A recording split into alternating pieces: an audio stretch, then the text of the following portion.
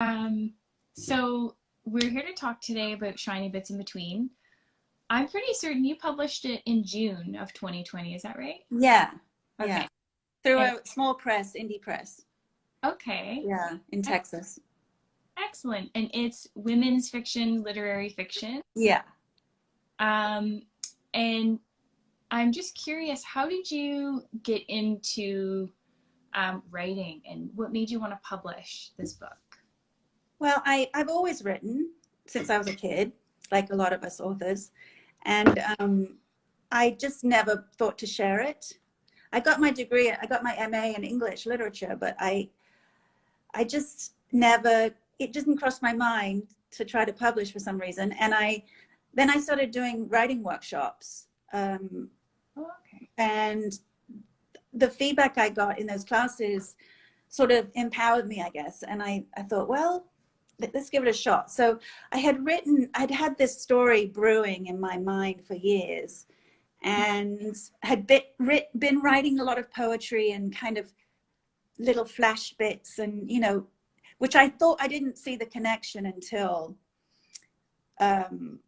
this big epiphany I had, where I was like, you know what, these kind of go together. So I looked at it as a whole, and that's how Shiny Bits came about. And once I finished writing it, I just felt like I wanted to share it. So I started networking, going to writers' conferences, going to lots of workshops, and just trying to put myself out there. And I was lucky enough to meet my publisher from Balance of Seven, and she took a look at it and loved it and published it. Oh, awesome. Yeah.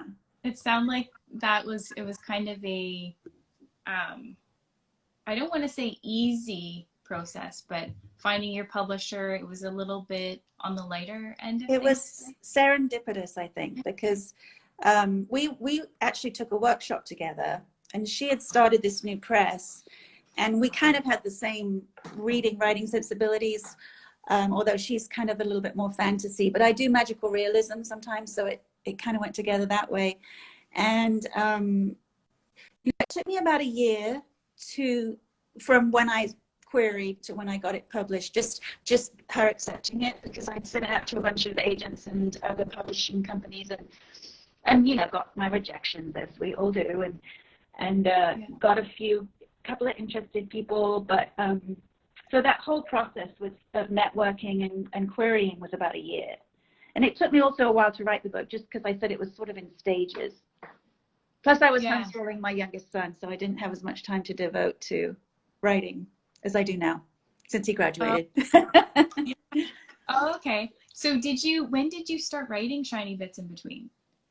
That was, oh gosh, I think from the genesis to the end was about 4 years.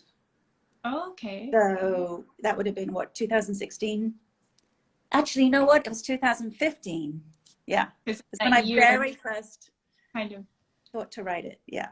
Which is actually kind of interesting, because, it is a book about loss, which can be a hard sell sometimes, because a lot of people don't want to read books like that. I love kind of a slightly darker, complex books. But my son, we almost lost my son when he was 5. And my aunt died when she drowned when she was 22. And so there was this mythology in my family about my aunt. And then my son, just the fear of losing him was, overwhelming. And it took me 10 years to write about my son's illness and everything. Okay. And it was in a workshop, and one of the prompts just triggered it. And I had never written about it before. And, I write about everything that happens in my life, but I had never been able to write about it because it's too painful. Yeah. And this prompt triggered it. And that's when it all started streaming out, is that cathartic, writing can be so cathartic. And so even though sometimes it was painful to revisit those memories, it was wonderful. It really helped me work through those feelings. Healing, right? Almost. Yeah. And I hope it does other people too. I mean, I did a lot of research, a lot of reading, and I interviewed a few people who had suffered the loss of the two characters in the book. And so that was really important. And I'm so grateful for their generosity, because I wanted to get it right. I mean, I didn't lose my son, but I didn't want to dishonor that grief that people go through. So it was important to me to try to make it as authentic as possible. Yeah. But having said all that, I don't want people to think it's a downer book. It's really not. It's really about the recovery. I don't talk too much about, you know, how the losses happened and all that. It's more about moving forward and sort of restarting your life and learning to live again after some kind of tragedy that happens. Yeah. Okay.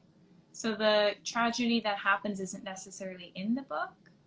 It's referenced, but it's not seen in the book, no. Okay. Oh, no. That's so interesting. So it's really, you know, people get a little bit frightened off sometimes by the, you know, that aspect of it, but we all face challenges. I mean, that's a big one, needless to say, losing a child, but whatever challenges we face, we tend to kind of, like the two characters in the book, disconnect from the world and from themselves, in fact. Dory and Clementine. Dory is pushing away everybody who cares about her.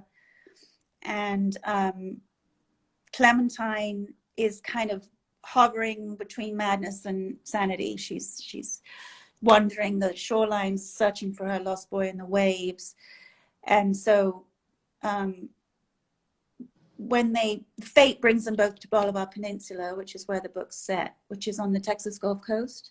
It's a beautiful kind of rural coastal community, very small, close-knit community.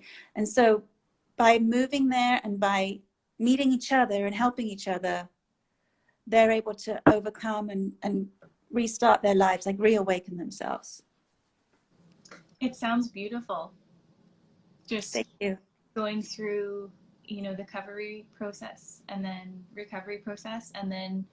finding someone to almost help guide you through it, and going through sort of something similar. That's quite they're at different stages of grief. So Dory's happened like 4 years ago, and Clementine's happened quite recently when the book begins. And so I kind of examined the different aspects of grief and how they manifest themselves differently. And then how these two women were able to help each other to learn to live again, basically. And the community they live in. The setting is a very important part of the book. It's almost like a character in the book. And the people who live there play a part as well. I love that. It just creates like a whole sort of ambiance of the world and how the characters like navigate through that